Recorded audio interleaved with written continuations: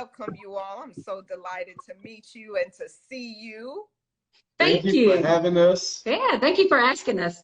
Absolutely. So let's just get into it. Black love. What does it mean to the two of you?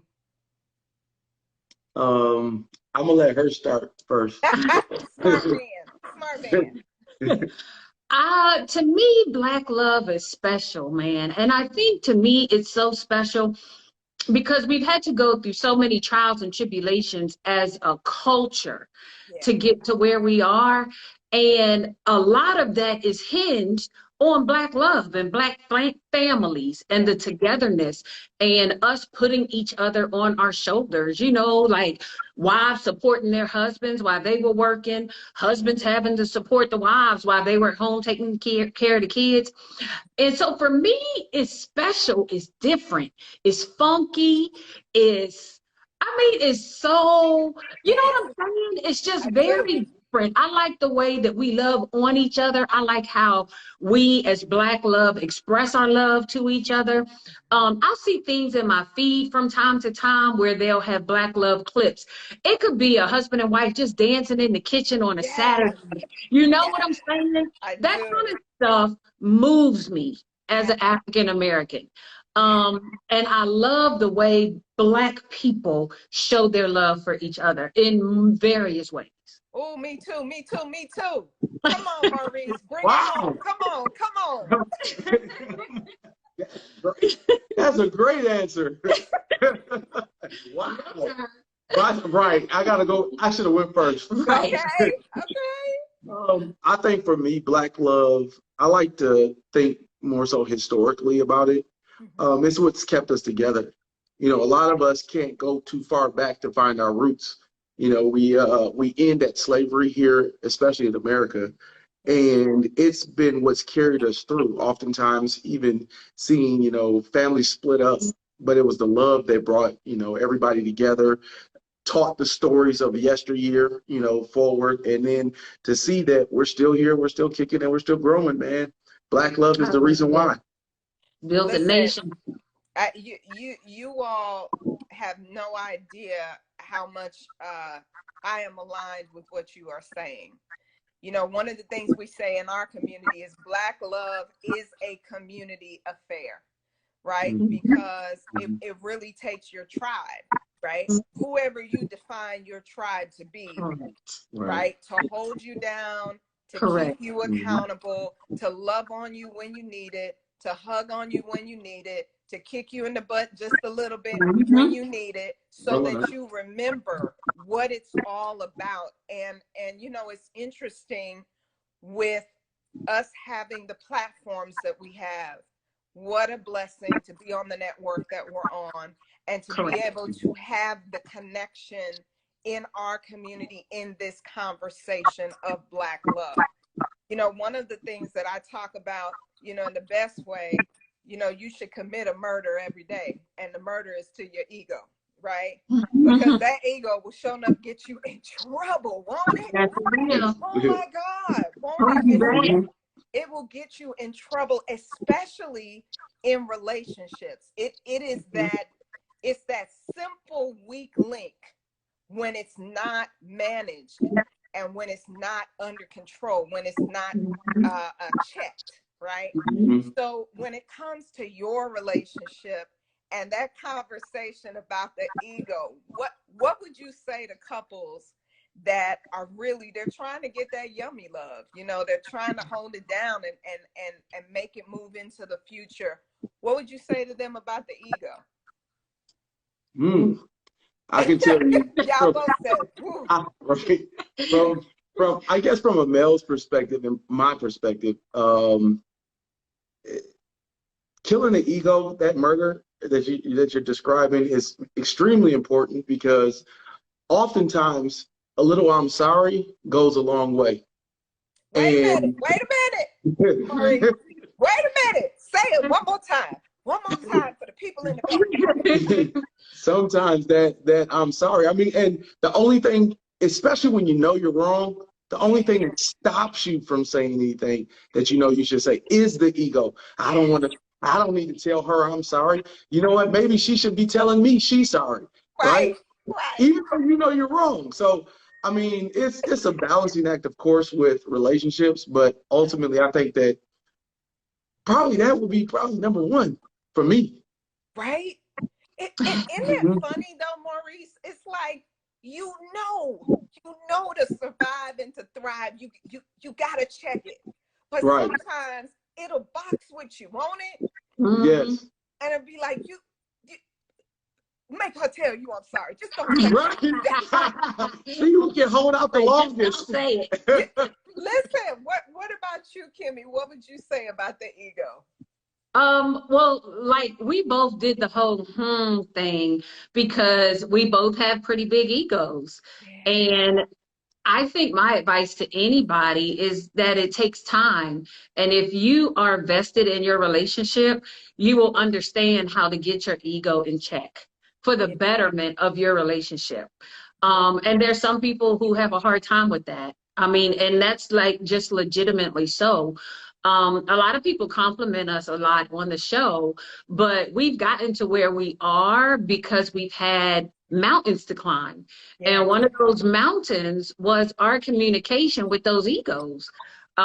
We are both lions by definition in our personality traits.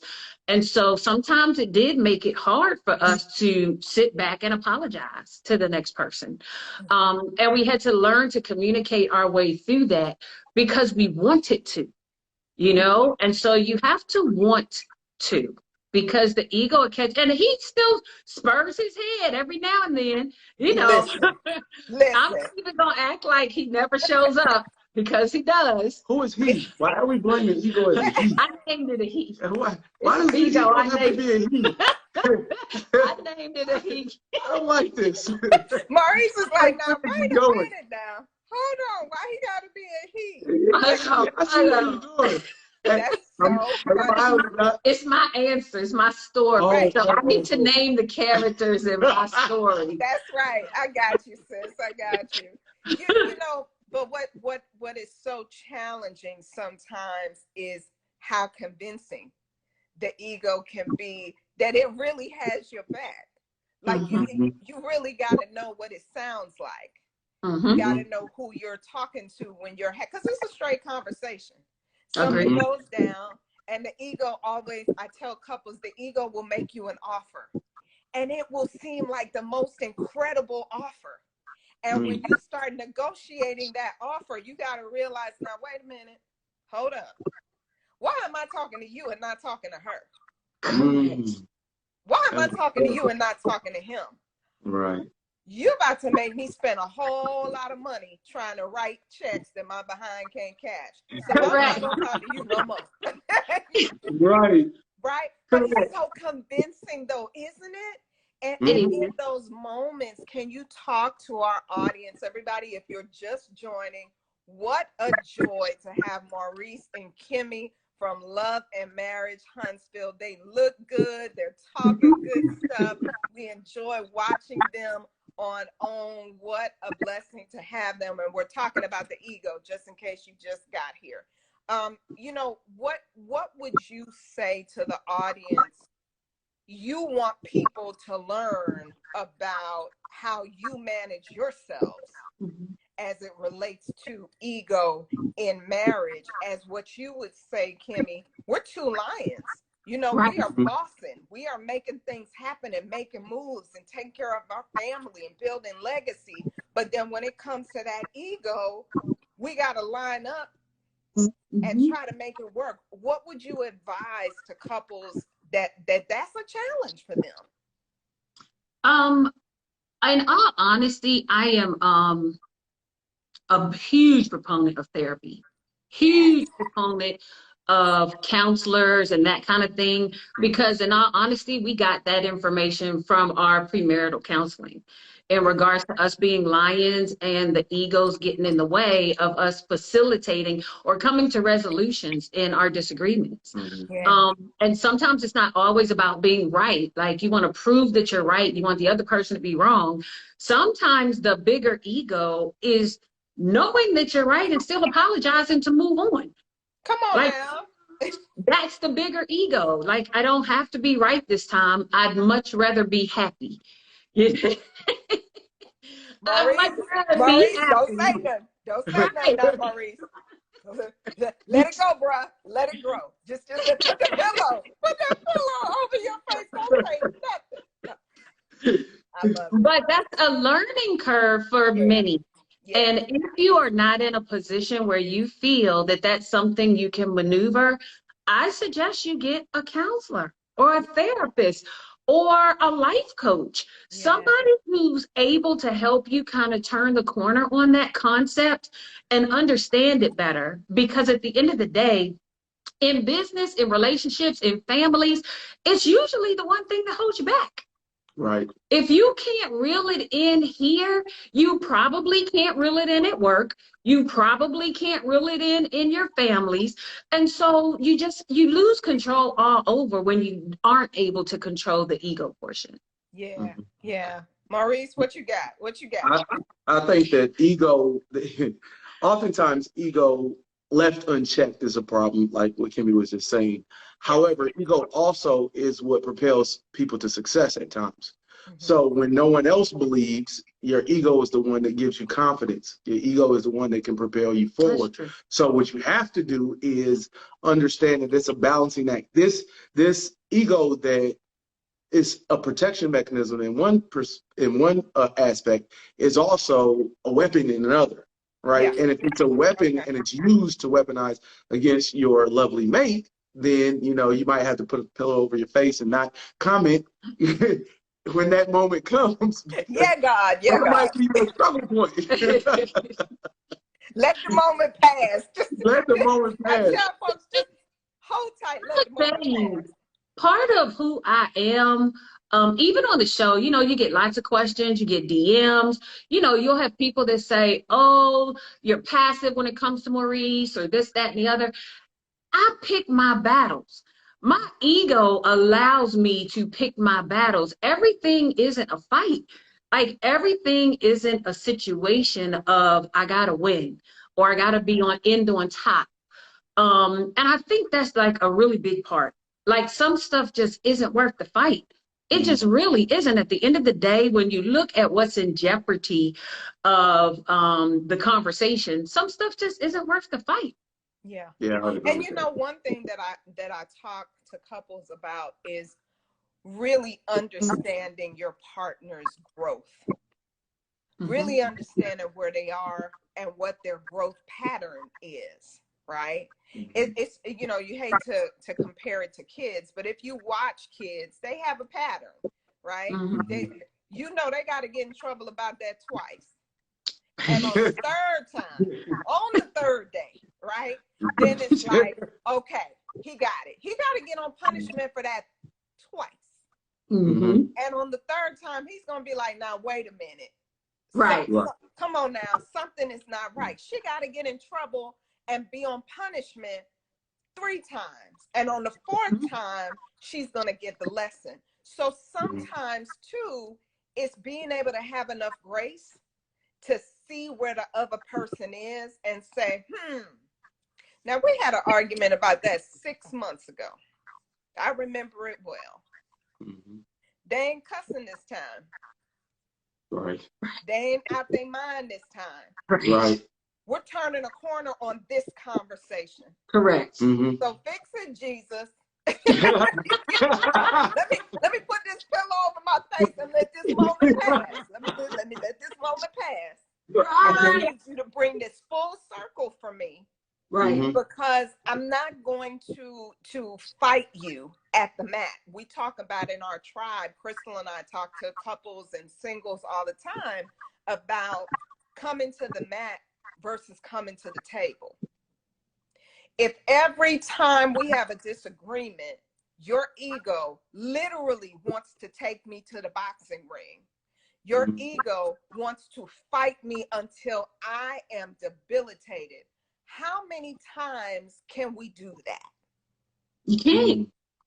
It drains you. It drains you, right? And that's where avoidance kicks in and all that other stuff that's not healthy. So it's so cool to hear you all talk about this conversation so other people can get an idea of what real strength looks like in a relationship.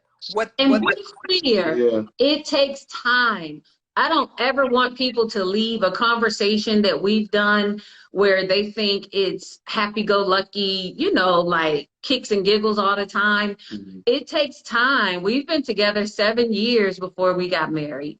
And so it takes time to learn each other and be able to grow and want to grow in that fashion. You know what I'm saying? And so it's got to be a desire to want to do it. It's just that simple. It's got to be a desire to want to do it. Yeah. So wait a minute, Maurice, it wasn't instant add water. You didn't just come in knowing all of it. Not at all. And actually, Doc, right now I'm actually feeling like that sinner in church, and the pastor speaking to me. You know, you see me shrink to the back a little bit, right? Like, oh Lord, you done found me. It's always that one day you ain't really want to go to church, and then by the time it's over, you like, okay, right, exactly. It's me, Lord. Just a second, right? Yes. It's so cool to be able to have fun in Black love. People have painted our narrative in such a toxic and perplexing way. Agreed. Almost like Black love is akin to, as one of my girlfriends said on the show Black Love, you know, it ain't digging a ditch, right? This work of this love that we are creating is not ditch digging work. Right. It's necessary for us to go and grow. The only way for us to go and grow is in community. So can you tell folks what your community looks like now? I love that you talked about therapy. I love that you talked about coaching, because for us, that's a major part of community. What does community look like for you? You want to take this one, or I can chime in? Well, we can both answer it. For me, I'm going to say right off the rip that we have a group of friends and we call them our family. So there's some people who are in our group by choice, and there's some people who are in our group by family. So they're friends and family. Yeah. And I feel like everybody needs a village, you know, and you can count on that village to support you, talk to you, be a shoulder when you need to be a shoulder, you know, be your confidant when you need to be a confidant, be a babysitter if you need a babysitter. Right. I agree wholeheartedly in my village and my friends and my support system. Yes. And I believe all of that comes in levels. You know, everybody, you're not going to tell everybody all your business. There's certain friends going to get a little bit more of your business than the last friend. And your family included. I do try to steer clear of a lot of negative conversation, because you don't want to get all the negativity in your relationship. So I really try to give as much information as I can to receive the proper information that I can as well. And then if that doesn't work, I may go to the family level. That doesn't work, I may go to the therapy level. Like, I believe there's tiers to trying to get through whatever issue you may be having at the time. Our initial, or my initial core, is what I call my family. That's my friends and family circle. And I think that I have a good group of friends that make their best effort to hold me accountable. I love that. Love that. What would you say, Maurice? That's actually what I was going to say. It was the family. However, I think that you have to be open to criticism. You do. And you have to also trust the people when you give them that information, that they're going to give you the best information. And oftentimes it's not what you want to hear. It's actually the direct opposite of what you want to hear. But when you have a group of friends or family members that care equally about both sides, and I'll give you an example. They said that if me and Kimmi were to ever break up, they're actually taking Kimmi, you know, so family members included. So they're like, don't you do it. Don't you do it. Hey, listen, we made our choice, bro. You know what? So ultimately, you still have to be able to listen to what they have to say, and then internalize it and then act on it. You know, that's the most important thing, is that you actually change the behaviors or whatever necessary to grow. Oh, I love that. I love that. You got to change the behaviors necessary to grow. So I saw a meme recently of a brother, black man, had on a black shirt, and I think the shirt said, to know better, when you know better, you do better. Correct. But then it said, but to do better, you have to know better. And what we fail sometimes to recognize is Black love is not instant add water. We don't know what we don't know until we know it. And everything that we know is not the only option. Correct. Right? We come with a lot of understanding, and good Lord, we just know it's the truth, and that's the only way. This is the only way, until you know another way. So what we talk about in our tribe, we have something called Heart of the Matter Conversations.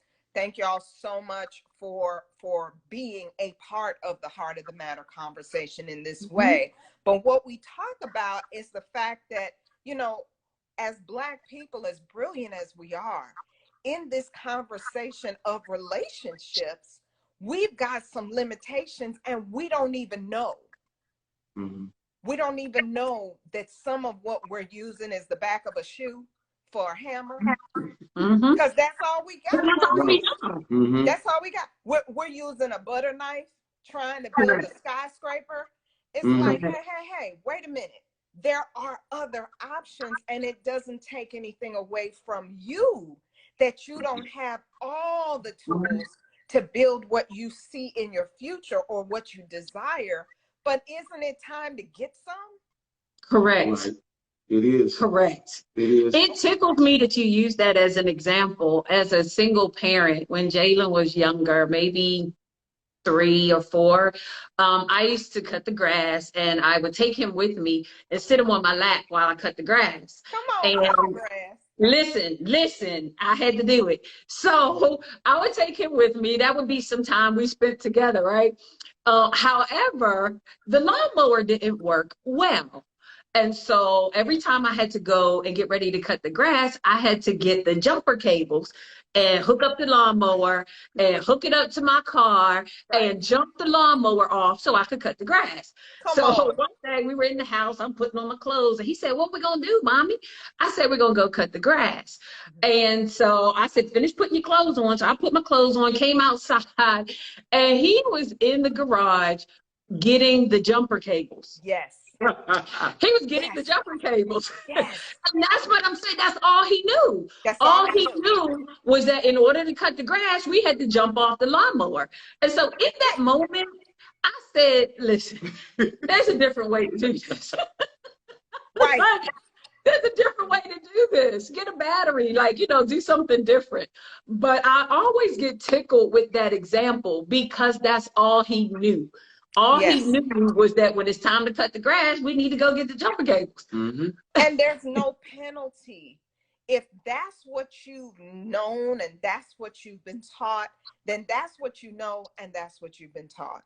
Right. However, when we start to mature and connect with other people, and other people start to show us, that's interesting.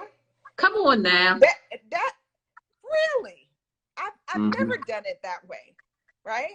All I do is turn this button and the lawnmower comes on. It's that moment that gives you an opportunity not to say you judging me, you trying to check me, you trying to come for me, what you're trying to say. It's that moment that gives you the opportunity to say, okay, hold up. I'm being positioned for something greater. I'm being positioned to stretch versus shrink.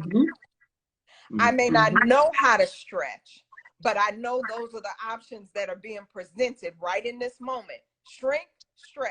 Can somebody give me something up in here where I can stretch? Right. You know what, Doc, I got a question for you though. Sure. Because as you're speaking on this, it's a comfort of life that people know, right? They're connected to, this is the way I've done it. This is the way I'm comfortable doing it. Now they have some exposure. How do they let that go to grasp on the unknown? I love that you say that. Can I offer a shift maybe in all of our language? Mm-hmm. It's not a comfort zone. It's a familiar zone because ain't nothing about it comfortable. That's a very good point. That's fair. Ain't nothing about it comfortable. And we feel the discomfort, even when we've been doing it for a long time. You got to get ready. You like, oh, let me put this hair in this ponytail. Let me get my hat on. Let me get, uncomfortable. Honey, I got to take a nap. I got to get my whole self together. It's got to be this many degrees. You know, it's not comfortable, but it's familiar. So you are in this familiar place. And one of the things that we're hoping that a lot of people that look at our show, look at your show, are willing to say is, you know what? This is familiar, but is it really the only option? Correct. Is it really the only option? And is it the best option, or is it just what I've known? I can choose. Right. But I got to know what the options are first. Right. So now we have this opportunity, Maurice and Kimmi, in tribes like ours to say, you know what? I'm about to learn some tools, get some tools, master some things, and create a tribe that can really help me manifest the love that God has for me in a relationship with somebody else that loves me, that wants to go with me and grow with me. And I'm ready to prepare myself for that kind of love as well, so it can come into my life. And that's really what we're hoping Heart of the Matter Conversations will do. For singles on September 18th, we're doing it. For couples on September 19th, we're doing it. It's a master class for folks to come like you, like me, like us, and say, it's time to have a safe place, a confidential space where we can laugh just like we have and talk about things that matter. Right. So I'm so delighted. I'm so delighted. You guys were so much fun. Thank you so much. I love it. You all, if tell my tribe where to find you besides on OWN in Love and Marriage Huntsville. Come on, y'all, watch it. Watch it. Come on. The finale. Come on. Let it bless your life. Yes. Where can they find you and connect with you? Well, I'm going to start with Saturday nights, 9/8 Central on. So we're going to start there, get you a new episode this Saturday. Oh, they might be skipping this week. It comes back. It comes back on the 4th. And then for me on Twitter and on Instagram, I'm Kimmi, KIMMI _KLS. And on Facebook, I'm Kimmi Scott.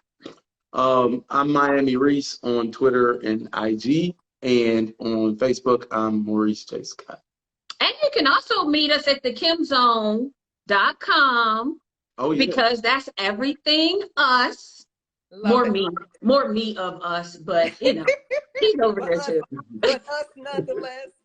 Well, listen, you all have brought so much joy, I think, to both of our communities tonight.